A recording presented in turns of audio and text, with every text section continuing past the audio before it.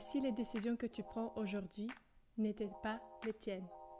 Et si tes peurs, tes blocages, ton rapport à l'amour, au succès, au corps, venaient des histoires qui ne t'appartiennent même pas? On parle beaucoup de libération, de développement perso, de guérison.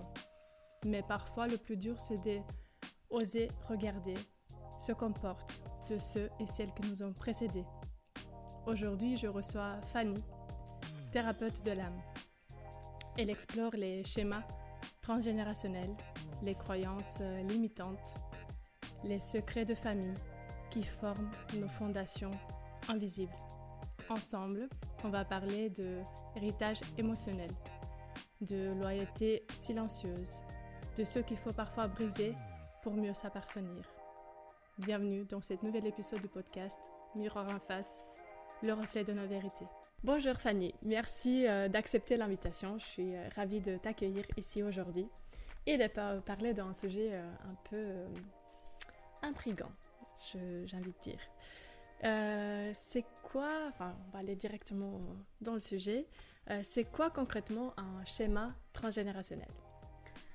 Un schéma transgénérationnel, c'est un mode de comportement ou de pensée, de croyance, une manière d'être qui vient en fait de l'histoire qui nous a précédés. Donc c'est quelque chose qui existe dans notre famille depuis très longtemps, en général depuis plusieurs générations, et qui continue à vivre presque malgré nous. Et donc ça veut dire que chacun, on peut dire à des différents moments de notre vie, on peut dire « Ah tiens, j'ai un comportement un peu bizarre », mais je ne comprends pas d'où ça vient, quelle est la raison. Et donc, c'est à ce moment-là qu'on peut dire « ça m'appartient pas ».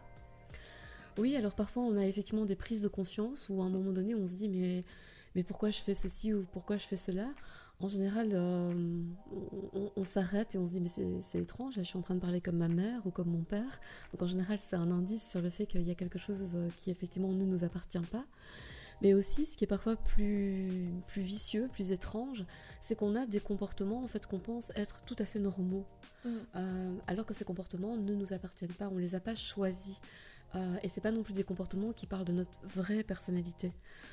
Et c'est là où c'est parfois un peu plus compliqué d'aller les repérer, puisque voilà, on a toujours fait comme ça, on s'est toujours comporté comme ça, et donc on croit simplement qu'il n'y a pas d'autre manière d'être. Oui, on croit finalement que ça fait partie de nous, qu'on est comme ça, on est telle personne, on a tel caractère, donc on se met vite dans des cases finalement, alors qu'on pourrait aller plus loin et comprendre ces comportements finalement.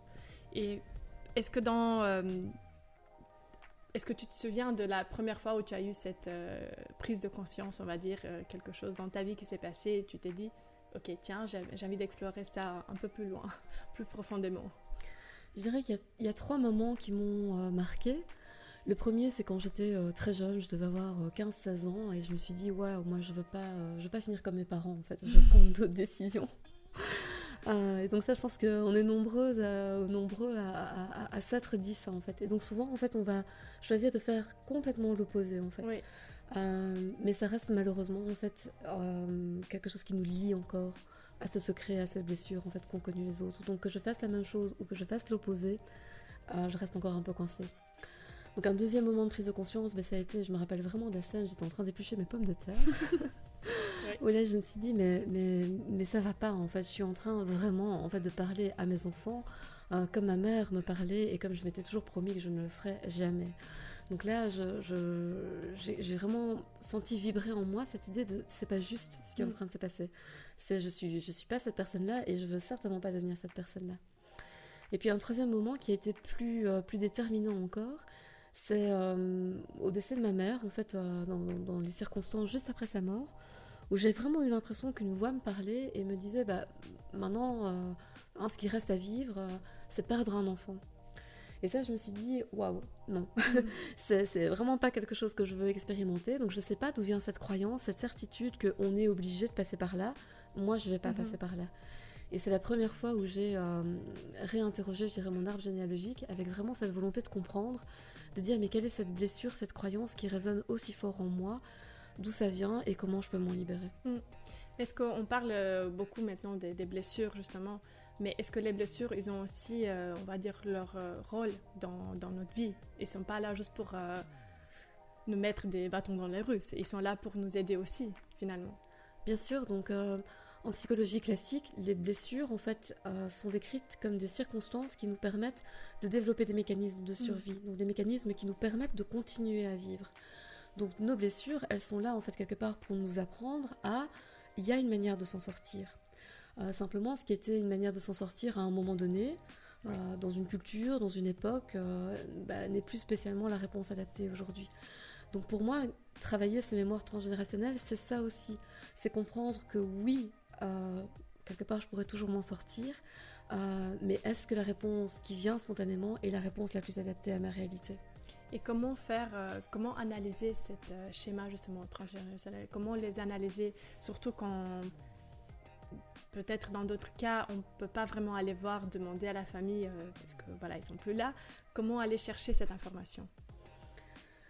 Moi, je crois que notre corps, c'est une mémoire qui est encore plus intéressante que notre cerveau. Donc, je crois vraiment que dans notre corps, il y a plein d'informations.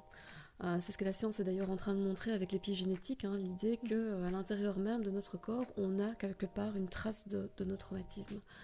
Donc, je pense qu'avec des soins énergétiques de tout type, en fait, en prenant conscience de nos blessures, mais pour le coup physique, de là où ça coince dans notre corps, des maladies qu'on a pu développer, on a un indice sur ces blessures émotionnelles qui sont venues nous impacter. Par ailleurs, accéder à son arbre généalogique ou aux histoires de famille, c'est toujours intéressant, ça peut être toujours des pistes aussi, mais il faut bien se rappeler qu'on a chacun notre regard sur la réalité. Moi j'ai 3 sœurs par exemple, si tu nous interroges j'ai 3 sœurs aussi. Ah ben voilà. Donc tu sais que si tu interroges tes sœurs sur une histoire qui t'a frappé, elles ont probablement pas la même réalité, elles vont raconter autre chose. Et donc c'est là aussi où parfois c'est bien de connaître l'histoire de sa famille, mais finalement c'est bien aussi de se dire oui mais moi qu'est-ce que j'ai gardé de ça. Ok, donc c'est quelque part aussi avoir la foi en soi on va dire, de croire qu'on a les réponses à tout. Donc il faut juste aller les chercher à l'intérieur de nous. Tout à fait, ouais. Et est-ce que tu penses qu'il y a plus des croyances et des schémas qui se répètent dans le cycle féminin, par exemple plus pour les femmes à part, on va dire, et les hommes ils ont d'autres choses qui sont plus en commun ou pas, ou ça dépend vraiment de chacun? Je pense que ça dépend vraiment en fait de l'histoire de nos familles. Ouais. Donc beaucoup de personnes disent par exemple que pendant très longtemps seuls les hommes allaient à la guerre. Donc les hommes ont des mémoires très particulières en fait liées à la guerre. Alors c'est probablement vrai, mais je suis le fruit d'un homme et d'une femme, donc la mémoire de mon père est passée à travers moi. Donc même si je suis une femme, quelque part, c'est peut-être la mémoire de mon père qui m'a le plus marquée. Par ailleurs, aller à la guerre, c'est évidemment une réalité, mais vivre la guerre, c'est aussi une réalité. Et donc, nos mères, nos grands-mères ont aussi connu cette histoire.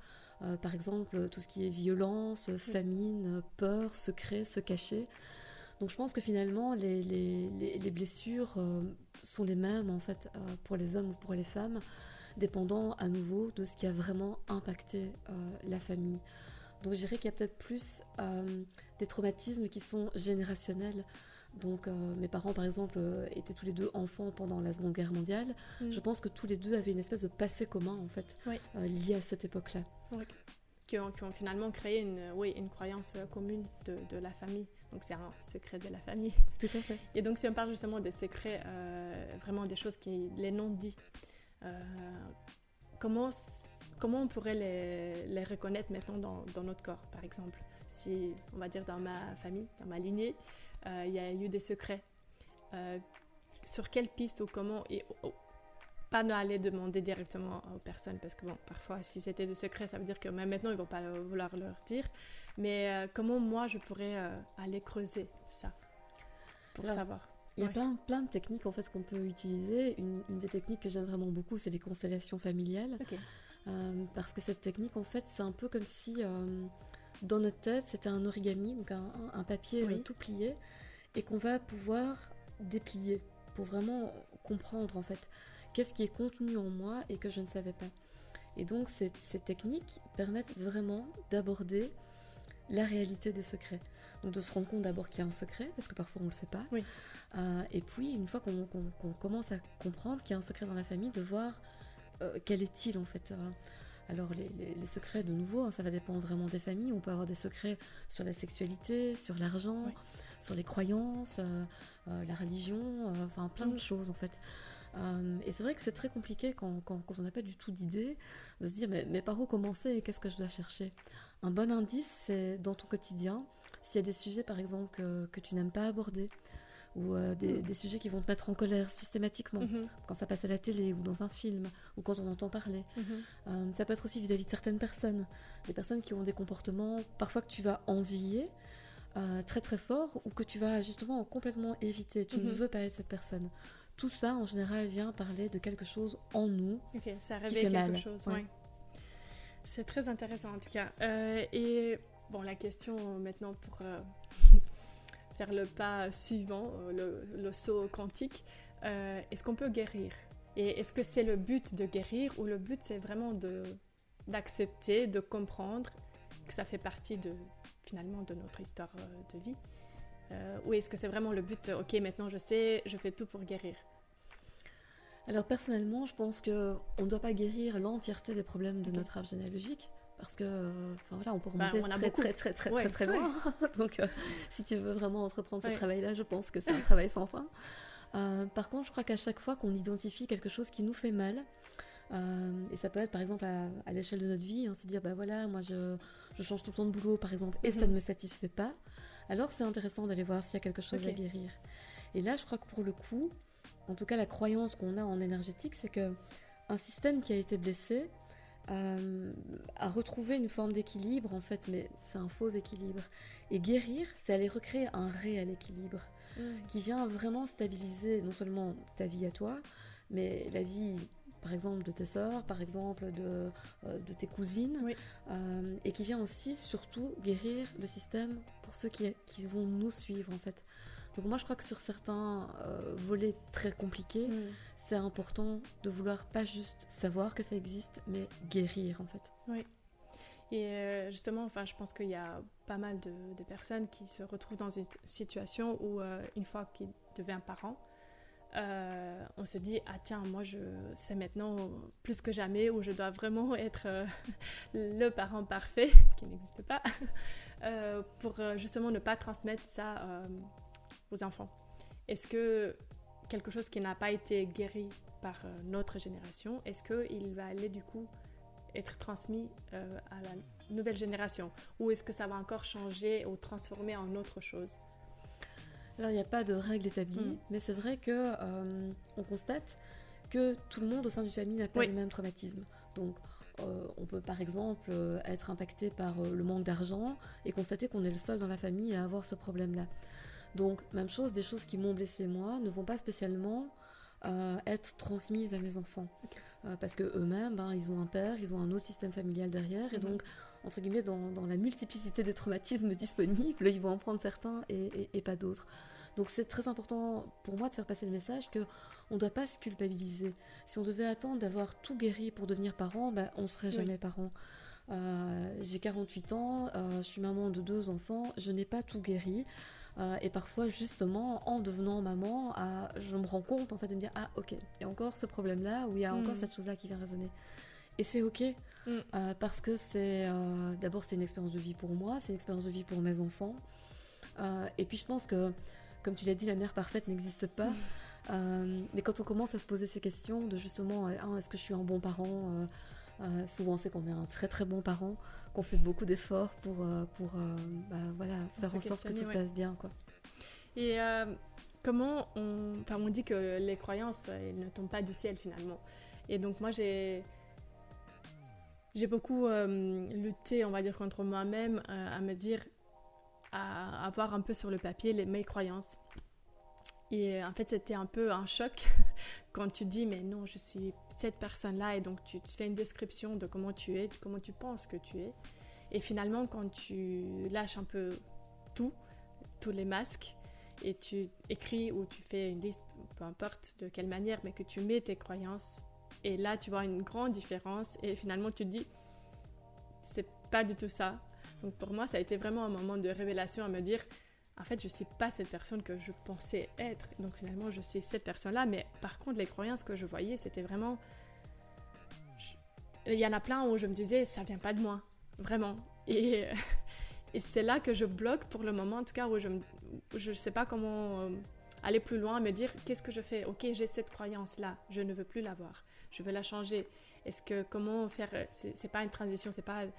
Malheureusement, c'est pas si simple que juste appuyer sur un bouton, mais comment faire pour changer une croyance? Oui.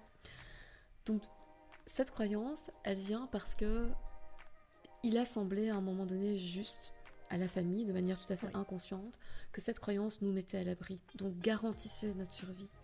Donc il faut imaginer que, pour le coup, tant notre cerveau que notre corps sont d'accord entre eux sur le fait que cette croyance, en fait, elle est bonne. Okay. Parce que la volonté du cerveau, c'est pas qu'on soit heureux, c'est pas qu'on soit une belle personne, c'est simplement qu'on survive, en fait. Oui. Donc c'est la première chose à se dire, c'est ok, en fait, bien sûr que c'est plus fort que moi, en fait. C'est l'ensemble de mes cellules, en fait, qui veut aller dans cette direction-là. Donc je crois qu'il faut être très patient, très bienveillant vis-à-vis de soi, et aller trouver, peut-être à chaque fois, en fait, qu'on est en opposition à cette croyance, de voir qu'est-ce qui vient nous insécuriser dans notre corps. Moi, je crois très fort que notre corps, il est un merveilleux système d'alarme, et que donc, imaginons, si je dis, faut travailler beaucoup, c'est la base, entre guillemets, travailler, ça doit être difficile, mais de voir, en fait, ce que ça m'évoque si je me dis, mais non, en fait, moi, je veux ralentir, je veux pas travailler autant, de voir qu'est-ce qui vient bouger dans mon corps. Et ça, ce sont des indices très pratiques pour entreprendre un travail thérapeutique, en se compris avec soi-même, d'apprendre à se mettre dans une autre forme de sécurité. Oui, très intéressant. Je travaille vraiment sur moi-même depuis des années, sur mon parcours, mon cheminement dans la vie. Et je trouve ça vraiment passionnant en tout cas. Et parfois, justement, on peut se perdre. Parce qu'une fois que tu dis... tiens, j'ai cette croyance-là, j'ai beaucoup de croyances qui ne m'appartiennent pas, j'ai beaucoup de traumas, et tu découvres des secrets de la famille, et qui a été aussi mon cas. Enfin, je pense que c'est le cas de tout le monde, je pense qu'il y a toujours de secrets. Et je fais aussi attention maintenant avec ma fille, par exemple, à le dire. Parfois, j'ai envie de le dire, éviter de lui dire quelque chose, mais après je me dis, attends, non, je dois te dire maintenant, je te dis tout. Mais comment ne pas basculer dans le... overdoing, dans le vraiment, ok, on lâche tout maintenant, il n'y a plus de règles, il n'y a plus rien, on se lâche. Comment garder cet équilibre, on va dire? Je crois que par rapport aux enfants, en tout cas, dans cette éducation qu'on peut leur donner, personnellement, j'ai toujours dit à mes enfants qu'il n'y aurait pas de secret. Okay. Donc on pouvait parler de tout. Après, je me rends compte qu'il y a des tas de trucs que je leur raconte et ils s'en fichent complètement, ça leur passe au-dessus de la tête. Donc je crois aussi que voilà, on est tous très intelligents et qu'on vient prendre ce qui nous importe en fait. Mes enfants connaissent quasiment pas leurs grands-parents, donc il y a 3 de leurs grands-parents qui sont décédés. Voilà, j'en parle régulièrement, en bien comme en mal, en disant ça c'était chouette, ça c'était moins chouette. Et je pense que voilà, mon fils par exemple est plus intéressé à certaines histoires avec l'un de ses grands-pères que ma fille, où ça l'intéresse pas du tout. Et c'est ok. Donc je pense que ça c'est un premier élément qui est vraiment de se dire, si on part du principe qu'on a tous nos marques transgénérationnelles, voilà, on peut parler de tout et puis chacun va faire le tri. Pour soi-même aussi, je pense que de nouveau il faut être bienveillant et accepter qu'on a des traumatismes, des blocages, des comportements qui voilà, ne nous plaisent peut-être pas beaucoup, mais d'accepter aussi que parfois on en a encore besoin. Oui. J'aime bien donner l'idée de la béquille. Voilà, si tu te casses la jambe, tu vas pas vouloir le lendemain remarcher sur tes 2 jambes, tu vas accepter d'avoir une béquille pendant un temps. Donc parfois oui, ok, j'ai conscientisé que ce trait de comportement c'est pas vraiment à moi, ou c'est à moi mais j'aimerais m'en défaire parce que je me rends compte que derrière ça c'est des choses plus compliquées qui viennent résonner. Mais c'est accepter que peut-être pendant tout un temps j'ai encore besoin d'être comme ça. Est-ce que tu pourrais donner un exemple de comment ressentir ou comment on pourrait voir ou dépister une certaine blessure dans le corps? Donc si on parle par exemple de la blessure du rejet, comment on pourrait la voir ou la ressentir dans le corps de quelqu'un? Alors le rejet, ça mène souvent à des comportements de fuite. Donc j'ai tellement peur que les autres me rejettent que je vais prendre les devants, je vais partir avant d'être sûre qu'on m'ait rejeté. Donc dans le corps, du coup, on va avoir souvent des jambes en fait qui sont très fatiguées puisqu'elles fouillent tout le temps. Donc c'est des gens qui par exemple vont systématiquement s'être blessés au sport, ou qui font des tendinites, qui ont des crampes, ou qui ont des jambes qui bougent tout le temps. C'est vrai aussi au niveau du regard. Donc on peut avoir des comportements de fuite avec les yeux, hein, tu vois, ou quand les yeux partent à gauche ou à droite. Qu'on regarde pas vraiment la personne. Exactement, ouais. Okay. Ou chercher de l'inspiration en haut. Enfin voilà, c'est tous des petits traits en fait qui vont donner un indice. Ce qui est très juste aussi, c'est quand on vit une situation où on estime être rejeté, on va avoir des syndromes dans le corps. Souvent c'est de la peur en fait, ou de la tristesse. Donc la tristesse, on va avoir vraiment tout l'impact au niveau des poumons. La peur, ça va être plus dans le ventre. Oui. On va sentir aussi comme si l'énergie se dilatait. Donc dans une séance par exemple, on va demander à la personne de raconter une situation où elle s'est sentie rejetée, et on va venir sentir dans le corps vraiment les points qui viennent comme des signaux d'alarme en fait. Ok. Passionnant. Je pense déjà à toutes les fois où j'ai senti des choses, je me dis, ça fait quelque chose, c'est touchant en tout cas. Et donc du coup, est-ce que tu penses qu'on peut réparer par nous-mêmes, ou il faudra toujours un peu avoir de l'aide? Parce que on va dire que le point positif de tout ça, c'est que de nos jours, en tout cas, il y a plein de thérapeutes comme toi qui sont là pour un peu nous aider, nous guider, mais je connais aussi pas mal de gens autour de moi qui, déjà qui ne croient pas vraiment à ce qu'on raconte ici, qui sont assez limités en tout cas pour le moment, et surtout qui ne vont jamais oser, en tout cas j'espère qu'un jour ils vont oser, mais pour le moment ils n'osent pas d'aller chercher de l'aide, ils ne croient pas en toutes les thérapies holistiques, tout ce qui est autour l'émotionnel, les énergétiques. Donc, comment on pourrait les aider? Est-ce qu'eux, ils peuvent faire un travail eux-mêmes? Est-ce que c'est quelque chose qu'on pourrait arriver à faire seul ou pas? Oui, je pense qu'on peut arriver, en tout cas, à faire une partie du chemin seul. Chaque occasion de notre vie en fait est une occasion de prendre conscience. Donc ça peut être un collègue qui va te faire une remarque, ça peut être un amoureux qui va dire quelque chose. Et je pense que quand on peut accueillir ça, ça peut nous permettre de commencer à réfléchir et de se dire, mais est-ce que quand j'ai agi comme ça, c'était vraiment moi, c'était vraiment intentionnel, ou est-ce que oui, finalement peut-être pas tout à fait, peut-être que j'ai été poussée dans le dos, guidée par quelque chose d'autre. Donc je crois que oui, on peut prendre conscience à partir du moment où on est à l'écoute, et qu'on est à l'écoute que non, ça se passe pas comme ça dans toutes les familles. Moi, je me rappelle quand j'avais 17 ans, je suis arrivée à l'UNIF, je vivais dans un cote où il y avait des dizaines de personnes de toutes sortes de nationalités différentes, avec des histoires très différentes, et me rendre compte en fait de cette diversité des familles, ça m'a permis de me dire, ok, donc en fait, ce que j'ai vécu moi, c'est pas obligé, c'est pas une norme. Et ça m'a permis de commencer à bouger en fait, de commencer à oser me dire que peut-être je n'étais pas obligée d'agir tout le temps de cette façon où je croyais obligée. Quoi. Est-ce qu'on dit souvent que les enfants, ils sont là pour appuyer sur nos blessures? Et est-ce qu'on doit leur remercier du coup finalement, parce qu'ils sont là pour réveiller ou pour nous ouvrir une porte vers la guérison finalement? Tout à fait. Donc c'est quelque chose dans lequel je crois beaucoup, c'est qu'effectivement nos enfants qui viennent avec une forme d'innocence, de spontanéité, interrogent en fait l'ensemble de nos comportements. Pour eux, de nouveau, ils sont en partie l'héritage de notre famille, mais ils viennent aussi avec l'héritage d'une autre famille. Et donc à ce titre-là, ils posent un regard en fait sur ce qui nous semble normal. Donc oui, les enfants viennent vraiment souligner en fait nos comportements. Et de nouveau, quand on est du côté de ces enfants, quand on accepte de les écouter, de les entendre nous critiquer quelque part, on se donne la possibilité de grandir beaucoup. Et je pense encore un point un peu plus sensible, c'est quand on réalise quelque chose. Par exemple, quand tu vas dépister la blessure de l'abandon que tu as. Moi, ça a été très dur parce que je me suis vue enfant.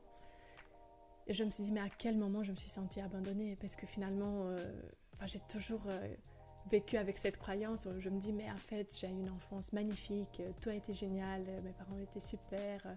Vraiment, je voyais que le positif. C'est très bien.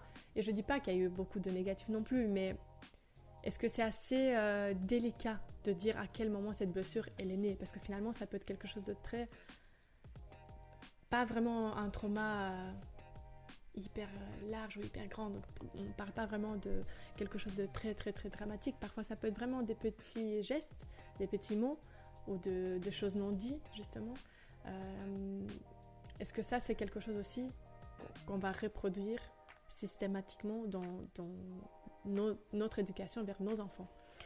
En fait, effectivement, donc il ne faut pas avoir vécu de grands traumatismes au sens où la société l'entend pour développer une réponse traumatique. Un enfant qui pense, par exemple, à avoir été abandonné dans un supermarché parce qu'il ne trouve plus ses parents, lui, il le vit vraiment comme un abandon. Okay. Et donc, adulte, évidemment, il va se dire, mais non, je n'ai pas été abandonné, je me suis juste trompée, etc. Mais au moment même, il l'a vécu comme un abandon. Alors parfois, on s'en souvient très bien. Moi, je me rappelle une fois avoir perdu mes parents dans le supermarché. Je me rappelle vraiment de la scène. Parfois, on retrouve jamais cet événement. Et donc, c'est aussi parfois la limite des thérapies verbales, mentales. C'est-à-dire, on a beau chercher dans son passé, on ne retrouvera pas l'événement. D'où l'importance, je pense, d'accepter des théories qui sont plus, alors on les appelle psychomagiques ou psychocorporelles. C'est vraiment de se dire, partons du principe que si c'est en moi, c'est pour une bonne raison. Soit dans ma vie, soit dans la vie des gens qui m'ont précédé. Et je ne saurais peut-être pas intellectuellement retracer le chemin, mais puisque la blessure est là, je veux guérir cette blessure. Et c'est pour ça aussi, je pense que t'interroges finalement la question de la maternité. Si nos enfants nous disent à un moment donné « Oui, mais là, tu m'as abandonné ou là, tu as fait ceci, etc. », ce qui compte, c'est leur réalité. Donc même si nous, on dit « Mais non, je t'ai pas abandonné, je t'ai déposé à la crèche pour aller travailler. » Ok, eux l'ont vécu comme un abandon. Et c'est juste intéressant d'écouter ça et de se dire « D'accord, partons du principe que c'est un abandon. Qu'est-ce que je peux faire pour réparer ça ?» Et je pense que ça, c'est une chouette solution en fait pour les parents. Oui, parce qu'on est bien d'accord que... Une fois qu'on comprend des choses et qu'on observe ou qu'on a les images qui nous viennent du passé, le but, ce n'est pas d'en vouloir à certaines personnes de notre famille ou des générations avant. C'est pas de dire tiens, à cause de toi, j'ai fait ça ou à cause de toi, j'ai ça maintenant. Donc, c'est pas l'idée de se rebeller finalement contre tout le monde. L'idée, c'est vraiment de se dire tiens, ça c'est intéressant, je l'ai vécu, ça m'a aidé à tel moment de ma vie, maintenant j'en veux plus. Je le laisse là et je peux du coup avoir autre chose, faire de l'espace pour porter autre chose. Donc c'est plutôt vraiment dans cette idée de le bagage, il m'a aidé jusque-là, je continue sans. Tout à fait. Donc c'est très à la mode de vouloir obtenir le pardon, etc. Ou de donner son pardon aux autres. Moi, je pense sincèrement que ça sert à rien. Je pense que c'est plutôt comme tu l'as décrit, c'est juste de constater, de dire ok, ça a existé dans ma vie, mais maintenant j'en veux plus, ça m'appartient pas, je le rends entre guillemets à ceux à qui ça appartient. Et comme tu dis, c'est l'occasion d'avoir autre chose, de parfois s'adresser à ses ancêtres, même de manière symbolique, en disant là tu m'avais donné un gros fardeau, un gros paquet, je voudrais plutôt un cadeau, en fait, je voudrais quelque chose qui soit agréable à porter. Et on est tout le temps un peu comme, tu sais, avec les pièces de monnaie qui ont deux faces. C'est ce qui a été un fardeau, contient aussi parfois un cadeau. Le fait de se mettre en colère, par exemple, si tu te mets en colère tout le temps pour n'importe quoi, c'est plutôt un fardeau. Mais savoir se mettre en colère pour défendre ses droits, par exemple, pour dire non, là, ça ne va pas la manière dont vous me parlez, c'est plutôt un cadeau. Donc c'est ça aussi, je trouve, le travail. En fait, c'est à un moment donné d'accepter que d'abord personne n'est parfait, qu'on ne sera jamais parfait, mais qu'on veut juste arriver à avoir une forme d'équilibre qui nous convient, qui convient à la réalité dans laquelle on vit maintenant. Je ne suis pas comme mon arrière-grand-mère, par exemple, qui vivait dans un autre pays avec d'autres réalités, qui avait à affronter toutes sortes de choses que j'ai pas à affronter. Et donc je n'ai pas besoin d'avoir une colère aussi exacerbée que la sienne. Par contre, que la colère soit un peu en moi, ok, ça c'est chouette et ça devient un cadeau. Donc oui, on ne doit pas en vouloir à ceux qui nous ont précédés, ça ne sert à rien, entre guillemets. Et on parle aussi souvent du fait que si on change, ça a été mon cas par exemple, mais on a une partie de notre vie dans un autre pays, dans un autre contexte, dans un autre environnement, et puis une autre partie de vie dans un autre environnement. Est-ce que du coup il y a d'autres choses, évidemment on va avoir le bagage de la première partie, on va dire, mais est-ce que dans la deuxième, il y aura des nouveaux aussi qui sont nés juste là? C'est comme si, on va dire, dans cet nouvel épisode de la vie, il y a des choses qui sont nées juste à partir de cet environnement finalement, de cette des gens qu'on a côtoyés dans cet environnement-là. Est-ce que ça peut se créer aussi, ou on garde juste ceux de la première? Ouais, donc malheureusement, entre guillemets, hein, la vie c'est une accumulation de choses. Oui. J'aime beaucoup l'idée en fait des poupées russes en fait, hein. Donc tu vois une poupée qui contient une autre poupée, etc. à l'infini. En fait, on est ça en fait. Donc aujourd'hui, je suis la somme de toutes les personnes que j'ai été. Donc en moi, il y a la petite fille qui vivait avec ses parents, il y a l'adolescente qui vivait en côte, il y a la fille qui a vécu avec un mari, puis avec un deuxième. Tout ça, en fait, ce sont des histoires en fait qui sont venues créer à l'intérieur de moi toutes sortes de croyances, en fait, toutes sortes de systèmes. Et les systèmes en fait coexistent en nous. Donc parfois je peux être plus dans un système familial que dans d'autres, ça peut être plus l'adolescente que la femme adulte qui parle. Quand je suis dans un système, voilà, certaines choses vont résonner davantage que quand je suis dans un autre système. C'est vrai aussi avec la vie professionnelle. Oui. On peut agir dans un boulot d'une certaine manière et puis un jour on change de boulot et se dire tiens c'est bizarre en fait, j'ai plein d'autres réflexes maintenant. Ok, super, écoute, je pense qu'on va clôturer ici la discussion, mais je voudrais juste te dire encore une fois merci, mais aussi est-ce que tu as un autre, on va dire le mot de la fin pour ceux qui écoutent ou pour ceux qui ne croient pas encore à tous ces à toutes ces thérapies qui sont là pour nous aider. Quel sera ton mot à dire à ces personnes? Je pense que pour les gens qui ont besoin de croyances dans le marbre, la science est en train vraiment de faire un travail fabuleux pour démontrer que si ça existe, que tout comme l'ADN en fait transmet des caractéristiques physiques, on a des éléments dans notre corps, c'est l'épigénétique, qui transmettent aussi les traumatismes en fait. Et donc voilà, si on n'y croit pas spontanément, on peut se référer au côté scientifique. Et je pense qu'un jour ou l'autre, tous, on en vient quand même à cette idée que c'est logique que la vie nous ait impacté. Donc si la vie nous a impacté, elle a aussi impacté nos parents et tous ceux avant nous. Et donc bien sûr que nous sommes comme un livre dans lequel plein de gens ont écrit. Super. Et j'ai envie juste d'ajouter que justement les paroles pour moi c'est vraiment un de outils magiques pour apprendre, pour se connaître, et donc c'est vraiment se regarder en face et voir plein de choses qui sont à l'intérieur de nous, toutes les réponses qu'on peut trouver. Donc je crois profondément dans notre pouvoir de guérison finalement, de libération. Merci encore une fois Fanny, je suis ravie d'avoir passé ce moment avec toi, d'avoir mis le mot sur certains schémas, croyances, donc je suis très contente pour ça. Merci et j'espère pour d'autres épisodes bientôt. Avec plaisir. Merci. Merci. Nos croyances ne tombent pas du ciel. Elles sont faites des silences, des drames étouffés, des loyautés invisibles. Ce qu'on porte, on peut choisir de le déposer. Ce qu'on répète, on peut choisir de l'interrompre. Si cet épisode t'a touché, n'hésite pas à le partager, à en parler autour de toi, à ouvrir le dialogue dans ta propre famille. Parce qu'une parole vraie peut libérer toute une lignée.